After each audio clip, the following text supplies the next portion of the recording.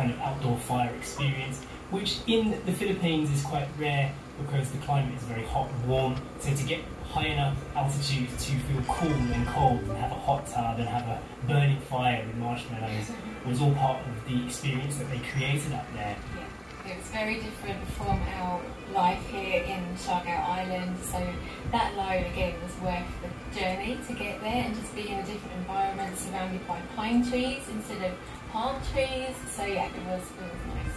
During our stay there, we did a 1-hour ATV tour, which took us to a waterfall in the middle of nowhere, through some like tribal villages, up in the hills. We saw some really cool areas and some land that was like spectacular to build a house. It was a fantastic location, so close to where we were staying. Also, again, another experience for Junjun as well, who had been there many times but hadn't done that area before. He hadn't gone all the way into the mountains and seen that part. So doing it together was cool because somebody who lives on Mindanao, we were experiencing something new together. Oh my Back God! at the Strawberry Hills, the food can cater the meals to your dietary requirements. We told them that we don't eat animals and dairy products, and they made an amazing vegan spread for us every day for breakfast and for lunch and dinner. Yeah, it really was. It was probably some of the best food we had on the whole trip. And when you arrive, you get a welcome platter, you get strawberry juice. It's all included in the cost. The meals are on top of the cost, but like Jay just said, it was very, very good. Yeah. Brilliant portions, and just the breakfast each morning were superb. It must have been a bit of a challenge for them as well because they probably never had vegan guests before. The chef came to talk to us afterwards and said, "How was your first day? Can I improve?" And you know, like the second day the food is a little bit different. So you know, that kind of service is very good. The hospitality felt top notch. And because of that, you do get a pretty hefty price tag. So to stay at the Strawberry Farm for 2 nights, just the cost of the accommodation was 27,600. It's just over 13,000 per night. So that is pricey, but we did say that that glamping tent was huge for what you get. And when you compare it to the West, to stay in a similar experience without a bathroom inside, without the fire pit, without the hospitality, you know, just camping in a field, was more money.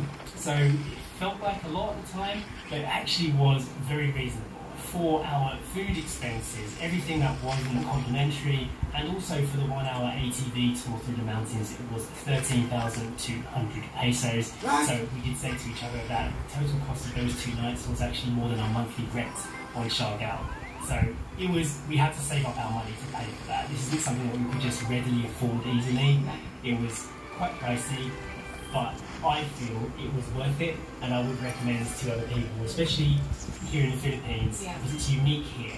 It's very unique and it's an experience, and that is what you're paying for. It's not your regular hotel that you go to. It's like a special occasion. It's somewhere that you can save up for and aim towards. That's exactly what we've done. And it feels comfortable. Just because it's assigned the word glamping, which is glamorous camping, it doesn't mean you feel like you're getting less for your money.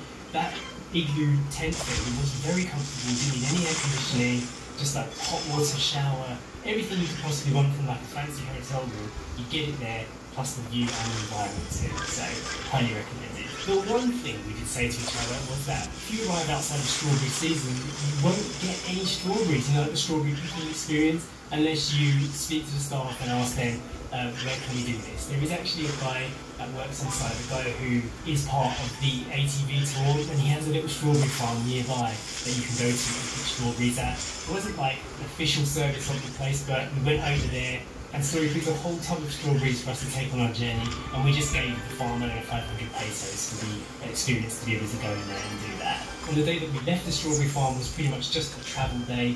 We went to a place called Valencia City and just bought some lunch that cost 650 pesos.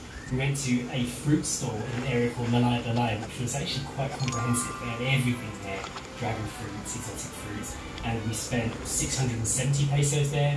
And we bought some banana bread from a local bakery, which cost us 40 pesos, just before checking into a place called the Hidden Valley Agri Resort in Gardenscapes. Now this really was in a hidden valley. We would never have known it was there. It is on Google Maps, but this is somewhere that Junjun recommended and some place that he has been multiple times before. We checked in just for the one night, and the cost of that was 6,150 pesos. However, that very house that we stayed in could sleep up to 10 people, so it was a very popular place for families and events and for people to come together and split the cost.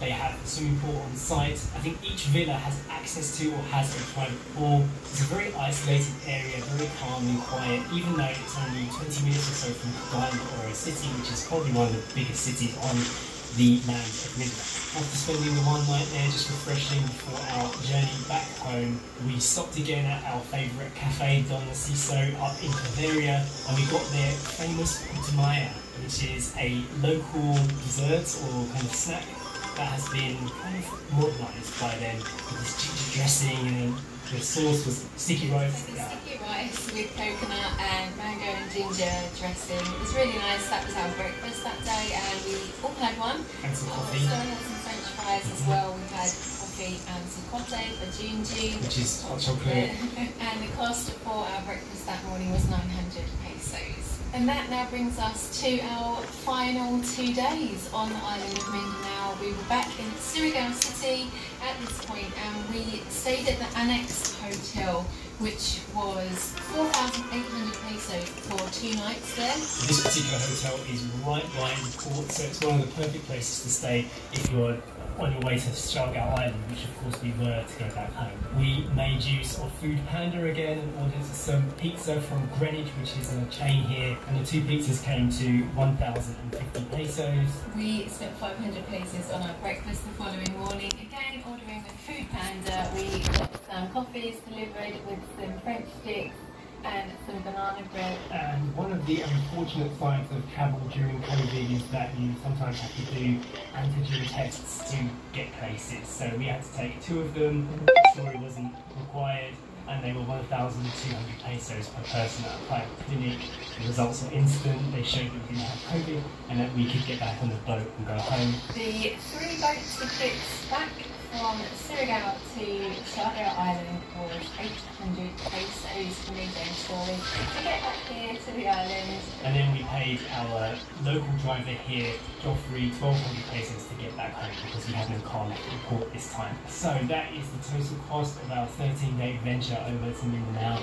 And the surprising and shocking total came to 132,435 Philippine pesos. Which in English money is £2,037.50. Or breaking it right down, it worked out to £156.75 per day. As much as it sounds like a lot of money, especially here in the Philippines, when you break down a vacation cost into £156 a day for the whole family, including paying for Junju to be in some of the adventures with us as well, because it was nice to have him there as a friend.